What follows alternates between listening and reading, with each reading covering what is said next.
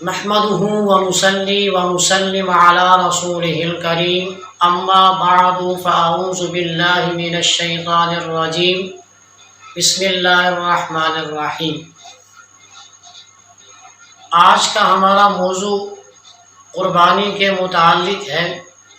گزشتہ ویڈیو کے اندر ایک حدیث جس کو بیان کرنے والی حضرت اماں عائشہ صدیقہ رضی اللہ تعالی عنہا تھیں، اور جس میں 3 باتوں کو ہم نے اپنے لیے محسوس کیا کہ وہ 3 باتیں گویا کہ مجھے کہی جا رہی ہیں۔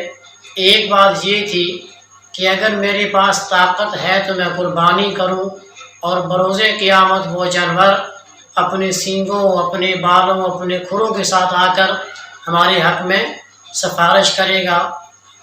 دوسری بات یہ تھی کہ قربانی جب ہم کرتے ہیں تو قربانی کرنے والا ہونے والا جو جانور ہے اس کا خون زمین پر نہیں گرتا، اس سے پہلے اللہ تعالی ہماری قربانی کو قبول فرما لیتے ہیں۔ اور تیسرا، اس حدیث سے ہمیں یہ سبق ملا کہ اگر ہم طاقت رکھتے ہیں تو ہمیں ہر حال میں قربانی کرنی چاہیے، چاہے تو وہ بڑے جانور میں حصہ ڈالیں یا چاہے تو اپنا جانور لے کر اکیلے قربانی کریں، بہرحال قربانی کرنی چاہیے، اور حدیث میں اس کی ترغیب بھی دی گئی ہے۔ تو آج دوسری حدیث کے اندر اسی کے متعلق قربانی کے فضائل کے بارے میں بات کریں گے۔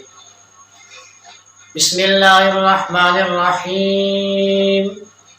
عن زید بن ارقم قال قال اصحاب رسول اللہ صلی اللہ تعالی علیہ وسلم ما هذه الاضاحی یا رسول اللہ؟ قال سنة ابیکم ابراہیم علیہ السلام۔ قالوا فما لنا فيها یا رسول اللہ؟ قال بكل شعرة حسنة۔ قالوا فالصوف یا رسول اللہ؟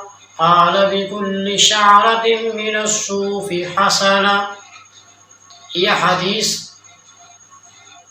ابن ماجہ کے اندر اور مسند احمد کے اندر موجود ہے۔ یہ ساتھ ساتھ کتابوں کا حوالہ دیا جا رہا ہے کہ کسی ہمارے دوست عزیز کو اگر ضرورت ہو تو وہ ان کتابوں کا مطالعہ کر سکتا ہے۔ حضرت زید بن ارقم رضی اللہ تعالی عنہ سے روایت ہے کہ رسول اللہ صلی اللہ تعالی علیہ وسلم کے بعض اصحاب نے عرض کیا، یا رسول اللہ صلی اللہ تعالی علیہ وسلم، ان قربانیوں کی کیا حیثیت ہے اور کیا تاریخ ہے؟ تو آپ صلی اللہ تعالی علیہ وسلم نے فرمایا، یہ تمہارے روحانی اور نسلی حضرت ابراہیم علیہ السلام کی سنت ہے، یعنی سب سے پہلے ان کو اللہ تعالی کی طرف سے اس کا حکم دیا گیا، اور وہ کیا کرتے تھے؟ ان کی اس سنت اور قربانی کے اس عمل کی پیروی کا حکم مجھ کو اور میری امت کو بھی دیا گیا ہے۔ یعنی سب سے پہلے یہ سنت ابراہیمی، حضرت ابراہیم علیہ السلام کو اللہ تعالیٰ نے حضرت اسماعیل علیہ السلام قربان کرنے کا حکم دیا، جو قرآن میں بھی ہے۔ پھر بچے نے اپنے باپ سے کیا گفتگو کی، کیسے لٹائے اور کس طرح چھری تیز کرے، سارا واقعہ وہ آپ نے بارہ سنا ہوگا، نہیں تو انشاءاللہ پھر کسی آنے والی ویڈیو میں اس واقعے کا بھی ذکر کریں گے۔ تو یہ اللہ تعالیٰ نے حضرت ابراہیم علیہ السلام کو قربانی کا حکم دیا، جس پر انہوں نے اپنے صاحبزادے کو قربان کیا۔ صاحبزادہ قربان تو نہ ہوا، مگر اس کی جگہ جنت سے ایک مینڈا آ کر ذبح ہو گیا، جس سے اللہ تعالیٰ نے آپ کی اس قربانی کو قبول کیا۔ تو یہ قربانی آپ صلی اللہ تعالی علیہ وسلم کو اور آپ صلی اللہ تعالی علیہ وسلم کی امت کو بھی کرنے کا حکم دیا گیا۔ تو آپ صلی اللہ تعالیٰ علیہ وسلم کے صحابہ کرام نے عرض کی پھر ہمارے لیے ان قربانیوں میں کیا اجر ہے؟ تو آپ صلی اللہ تعالیٰ علیہ وسلم نے فرمایا قربانی کے جانور کے ہر بال کے بدلے میں ایک نیکی۔ ہم دیکھیں کہ قربانی کا جانور اس کے بالوں کی ہم گنتی نہیں کر سکتے، اللہ کے نبی کا فرمان ہے کہ ہر بال کے بدلے میں ایک نیکی۔ تو کتنے زیادہ بال ہیں اور کتنی نیکیاں ملیں گی اس کا آپ اندازہ نہیں کر سکتے۔ صحابہ کرام نے پھر عرض کیا تو کیا اون کا بھی جیسے دمبے، تو اون بال اور اون کے متعلق بات ہو رہی ہے کہ جس طرح اللہ کے نبی نے فرمایا کہ ہر بال کے بدلے میں نیکی، تو صحابہ کرام نے عرض کی کہ یا رسول اللہ اون والے جانور، اون کے بارے میں کیا حکم ہے، کیا آپ کا ارشاد ہے؟ تو اللہ کے نبی صلی اللہ تعالیٰ علیہ وسلم نے فرمایا یہی حساب ہے، یعنی جس طرح ہر بال کے بدلے میں قربانی کرنے والوں کو ایک ایک نیکی ملے گی، اسی طرح اون کے متعلق بھی ہے کہ ہر ایک ایک کے عوض اس کو نیکی ملے گی۔ اس سوال کا مطلب یہ تھا کہ جیسے بھیڑ ہو گیا، دمبا ہو گیا، مینڈا ہو گیا، اونٹ جیسے جانور کی جن کی کھال پر گائے، بیل یا بکری کی طرح کے بال نہیں ہوتے بلکہ اون ہوتی ہے، اور یقیناً ان میں سے ایک ایک جانور کی کھال پر لاکھوں یا کروڑوں بال ہوتے ہیں، تو کیا ان اون والے جانوروں کی قربانی کا ثواب بھی ہر بال کے عوض ایک نیکی کی شرح سے ملے گا؟ اس پر اللہ کے نبی نے فرمایا ہاں، اون والے جانور کی قربانی کا اجر بھی اسی طرح اور اسی شرح کے حساب سے ملے گا جس طرح بالوں والے جانور قربان کرنے والے کو ہر بال کے بدلے میں ایک نیکی کا ثواب ملے گا۔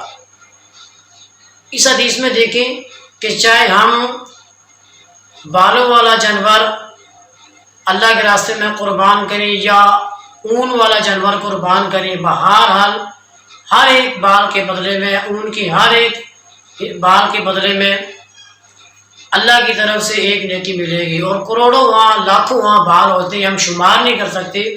یہ ثواب کی زیادتی کو بتانا مقصود ہے کہ دیکھیں ایک جانور کے جسم پر بے تحاشا بال ہوتے ہیں جو گن نہیں سکتے آپ، اتنی زیادہ آپ کو نیکی ملے گی جو آپ نیکیاں شمار نہیں کر سکتے۔ اس سے ہمیں ترغیب دی گئی ہے کہ کوشش کریں آپ قربانی میں حصہ ڈالیں، قربانی میں شریک ہوں۔